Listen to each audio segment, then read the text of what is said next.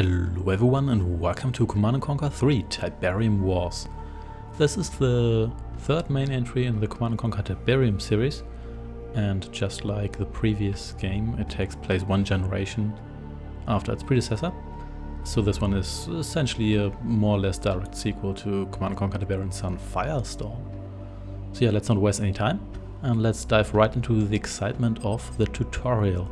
But no worries, I'm going to upload the tutorial at the same time as I upload the first mission of the GI campaign, so if you don't want to watch this, just skip forward to the next video. Welcome to the Battlefield Training Simulation, Commander. This scenario will help you get familiar with the basics of our command and control system. To get started, let's go over some basic camera controls for navigating the battlefield. To move the camera, hold down the right mouse button and drag the cursor in any direction. Move the camera now. Excellent. Objective complete. I actually did that with WASD controls because I changed that and because I don't like to use the mouse. You can reference your objectives at any moment if you're having trouble figuring out. Yep, here we go. To be honest, it's actually kind of neat, even though I prefer to have a button that just highlights them. Next. To access your objectives, click the flashing button in the top right of the screen.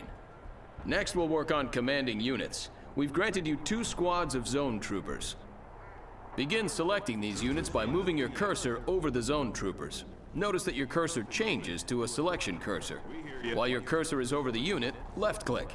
Excellent. 1 squad of zone troopers is now selected. You can select multiple squads of units by left-clicking and dragging the mouse across them.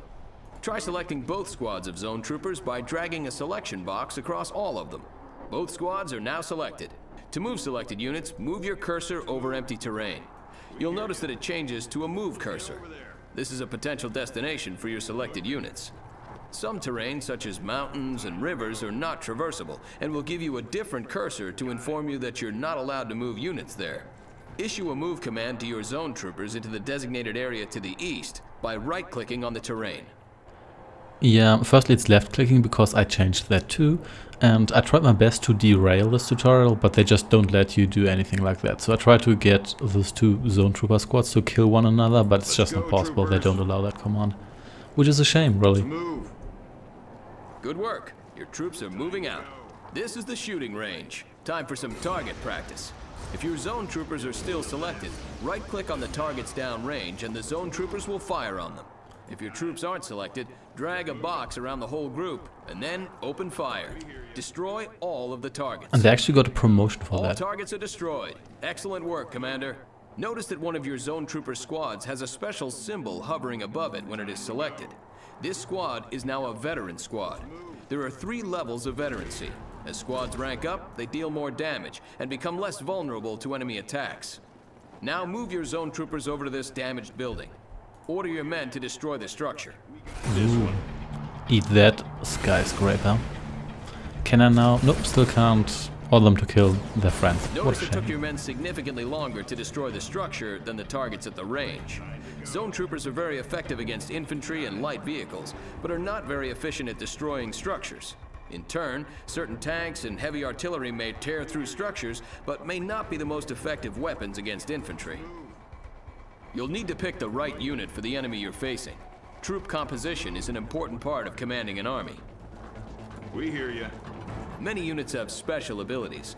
The zone troopers, for example, can use jump jets to boost themselves over obstacles and across rivers. Let's get over there. Order your zone troopers to jump jet across this trench by selecting your zone trooper squads and left-clicking on the jump jets icon in the lower part of the unit portrait. You'll find it in the bottom right of your screen. Ooh, then look at that, left-click an on a MCV. section of open terrain on the other side of the trench. Good work. Many units have special abilities and upgrades that you can use to great effect on the battlefield. Objective complete. Let's move. Commander, you've been issued a Mobile Construction Vehicle, or MCV. This vehicle is the foundation for a new base and will allow you to build new structures. In the field, you'll be moving your MCV to a suitable area for base construction. Look for flat terrain. We've designated an area for you in this training simulation. Move your MCV to the designated area to begin base construction. 10-4 on that. Note that this large vehicle is defenseless and moves slowly, but it's heavily armored. You'll need to unpack the MCV before you can build a base. To do so, select your MCV and left-click on its Unpack ability, again found at the lower right attached to the unit portrait. This will convert your MCV into a stationary structure called a construction yard. Good work. By unpacking your MCV, you've established ground control and can now place additional structures in the vicinity of your construction yard. Additional structures will extend your ground control, allowing you to expand your base to cover more ground. Your base will need power to function. Begin the construction of a power plant by left-clicking on the power plant icon in the build menu. Good. Notice how your remaining credits decrease while the power plant is building. Each structure has a cost and build time associated with it. To find out how much a building costs and how long it'll take to build, move your mouse cursor over the building's icon in the build menu. The building is now ready. Note that the power plant button is highlighted, indicating that it's ready to be placed in the world. Left-click the power plant build button and move your cursor onto the terrain. The cursor will switch to a power plant icon and may be placed within the construction yard's build radius. Left-click to place the structure. I wonder if they can spend all the money on power plants and then just trying to build the power plant outside of your construction yard's ground control radius, or you're trying to build it on impassable terrain. Good. Yeah, Now we your definitely base have enough has power. Notice the power meter on the right side of your screen. Each structure you build needs power to work properly. If your base runs low on power, some buildings will stop working and others will work inefficiently. Buildings that stop working turn black. Now it's time to build a refinery so you can harvest Tiberium. Tiberium is an extremely valuable resource that can be refined and used to fund your operations. Build a refinery by clicking on the refinery icon. When it's ready, place your refinery in the same way you did your power plant. To be honest, I'm pretty sure if I waste all my money by just selling and rebuilding buildings, I probably either they will give me money or I'll just be stuck and it's not actually going to be fun. Can I? Nope, can't kill myself. What a shame. Construction complete. And the interesting part is that during the first GI mission, they also give you a tutorial, just to hammer home what they taught you. Excellent. Note that the harvester unit automatically begins to seek out and collect Tiberium. Once the harvester has reached capacity, it'll return and unload its Tiberium for processing. You'll get credits when this happens. With your economy established now and power available, you can begin to build production structures.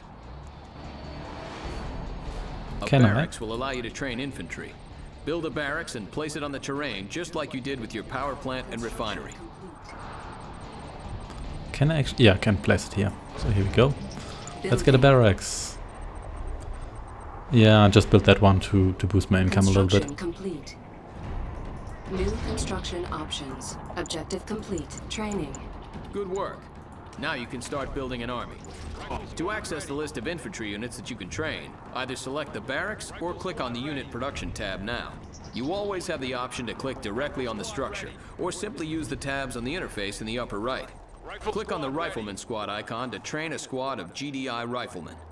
Click on the unit multiple times and you'll train multiple squads. Train 3 squads of riflemen. What do you need? You can pause production of a unit or structure by right-clicking on its icon while it's being built. If you left-click on a paused unit or structure, production will resume. If you right-click on a paused unit or structure, production will be cancelled, and any credit spent will be refunded. Good work, Commander. You've managed to build a base and train a small force of infantry. Now you'll fight a mock battle against another commander.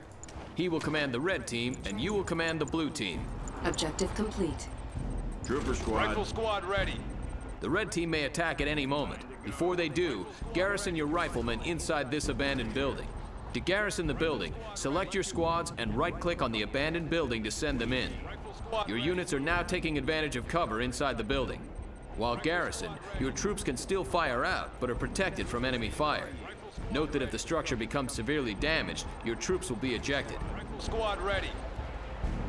That's right. Here comes the red team. Unit sighted. What's the call? Rifle squad ready. That looks pretty realistic for a mock You've battle. successfully defeated the red team's strike force.